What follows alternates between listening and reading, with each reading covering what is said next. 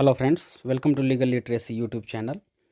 Friends, क्या दो professional degree आप एक ही एकेडमिक सेशन में लेते हैं, प्राप्त करते हैं, तो क्या आपके एम्प्लॉयमेंट के लिए वो वैलिड है?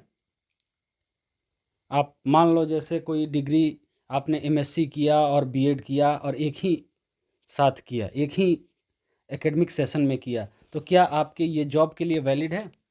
क्या इस हिसाब से आपका इस ग्राउंड पे डिस्क्वालिफिकेशन हो सकता है? और अगर डिस्क्वालिफिकेशन होता है तो वो आर्टिकल 16 और article 19(1)(g of the constitution of India का वायलेशन है। आर्टिकल 16 कहता है कि equality of opportunity in matters of public employment, और आर्टिकल 19(1)(g कहता है टू प्रैक्टिस एनी प्रोफेशन और to carry on any occupation, trade और बिजनेस। तो क्या इसका ये वायलेशन है, डिस्क्वालिफिकेशन? हमारे कोर्ट्स क्या कहते हैं इस मैटर पे, और एक मध्य प्रदेश हाई कोर्ट का डिसीजन आया है, उसके बारे में बात करेंगे। तो फ्रेंड्स, ये केस अभी एक केस है ये जो कि सुप्रीम कोर्ट में ये पेंडिंग है, तो हम सुप्रीम कोर्ट की बात नहीं करेंगे। मध्य प्रदेश हाई कोर्ट के अगेंस्ट ये केस गया है, तो अपील गया है, तो मध्य प्रदेश हाई कोर्ट का क्या जजमेंट है इसके बारे में बात करेंगे और बाकी कानूनी प्रोविजंस के बारे में बात करेंगे। तो फ्रेंड्स, इस केस का नाम है, केस टाइटल देख लेते हैं। केस टाइटल का नाम है Sushil Kumar Patel versus the state of Madhya Pradesh and others. तो इस केस के बारे में पूरी बात करेंगे कि ये केस डिटेल क्या है और कौन कोर्ट गया है और कोर्ट ने क्या डिसीजन दिया है, इसके बारे में पूरी बात करेंगे। तो पूरी बात करने से पहले मैं बता दूं कि आप लीगल लिटरेसी यूट्यूब चैनल और लीगल लिटरेसी को आप फेसबुक, इंस्टाग्राम, ट्विटर, लिंक्डइन और टेलीग्राम पे भी ज्वाइन कर सकते हैं, और इस पे काफ़ी अच्छे अपडेट्स आते रहते हैं। तो फ्रेंड्स, अपने सवाल पे आते हैं। तो सवाल पे आने से पहले सबसे पहले देखते हैं हम केस को देखते हैं, थोड़ा केस का डिटेल देखते हैं। केस का नाम एक बार और देख लेते हैं, Sushil Kumar Patel ETC versus the state of Madhya Pradesh and others. ठीक है, देख लेते हैं। तो देखते हैं, ये ब्रीफ में केस देखते हैं। तो केस है friends, professional examination board Madhya Pradesh ने एक एडवर्टीजमेंट इशू किया appointment of teachers in high school. 2018 में मध्य प्रदेश एग्जामिनेशन बोर्ड ने, प्रोफेशनल एग्जामिनेशन बोर्ड ने एक एडवर्टीजमेंट जारी किया।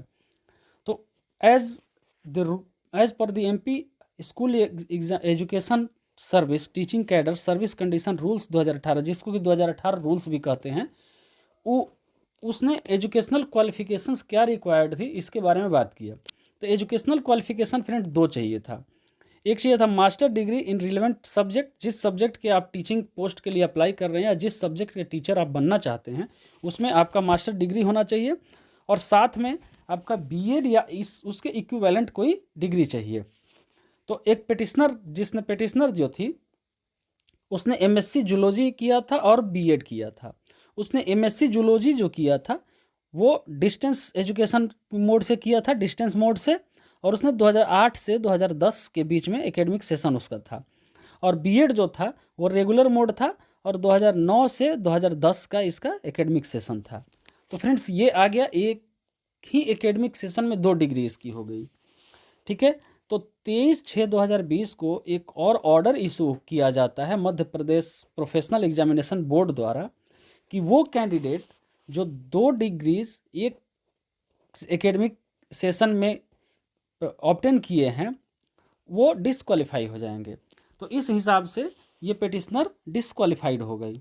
ओके, पेटिशनर को डिसक्वालीफाई कर दिया गया। तो इस डिसक्वालीफिकेशन के अगेंस्ट पेटिशनर ने चैलेंज किया हाई कोर्ट में।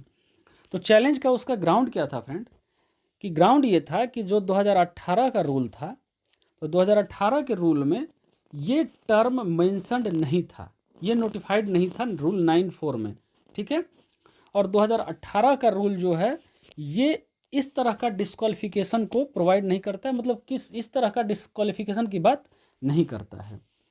और एक साथ में पिटिशनर ने यह भी कहा कि हमने दोनों डिग्री रेगुलर मोड में नहीं ली है, एक रेगुलर मोड में और एक डिस्टेंस एजुकेशन मोड में ली है। तो चूंकि डिस्टेंस एजुकेशन मोड में आपको क्लास नहीं करना होता, अटेंडेंस नहीं रिक्वायर्ड होता है, और रेगुलर मोड में अटेंडेंस रिक्वायर्ड होता है, तो ये हमारी क्षमता है, हमने 2 डिग्रीज ऑब्टेन कर ली, एक डिस्टेंस एजुकेशन मोड में और एक रेगुलर मोड में।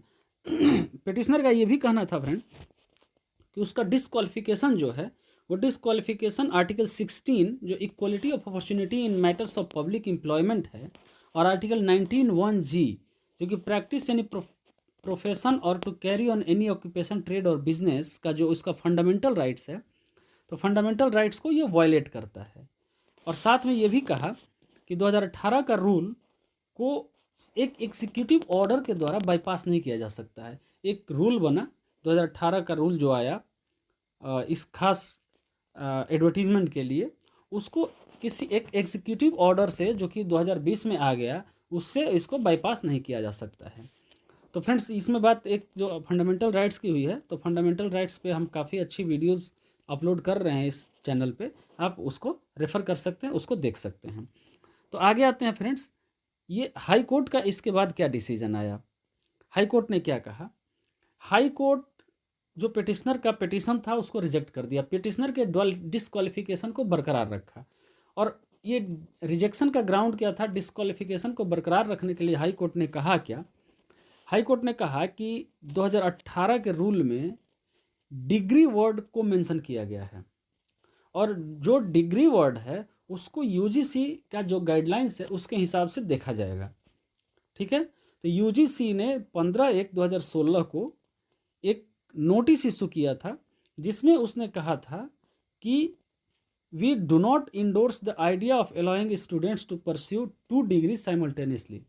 हम इस चीज़ को इंडोर्स नहीं करते हैं कि स्टूडेंट्स 2 डिग्री साइमल्टेनियसली ऑब्टेन करें, मतलब एक साथ दो डिग्री स्टूडेंट्स ऑब्टेन करें, इस बात को हम मान्यता नहीं देते हैं। तो इस ग्राउंड पे हाई कोर्ट ने इस पिटिशनर के पिटिशन को खारिज कर दिया और पिटिशनर को डिस्क्वालिफिकेशन को बरकरार रखा। तो फ्रेंड्स जाहिर सी बात है कि इसके बाद पिटिशनर सुप्रीम कोर्ट गया, और सुप्रीम कोर्ट में फ्रेंड्स ये मामला पेंडिंग है, और सुप्रीम कोर्ट में मामला पेंडिंग है। सुप्रीम कोर्ट में honourable mister justice KM. Joseph and honourable mister justice Rishikesh Roy के बेंच में ये मामला पेंडिंग है।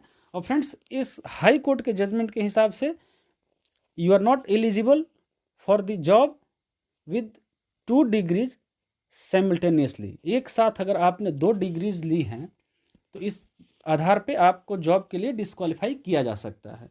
अब देखते हैं सुप्रीम कोर्ट का क्या जजमेंट आता है फ्रेंड्स, और सुप्रीम कोर्ट के जजमेंट जब आएगा इसके बारे में भी इस चैनल पे हम बात करेंगे। अब चैनल को फॉलो करते रहें, और वीडियो पसंद आए तो लाइक करें, शेयर करें और सब्सक्राइब करें। धन्यवाद।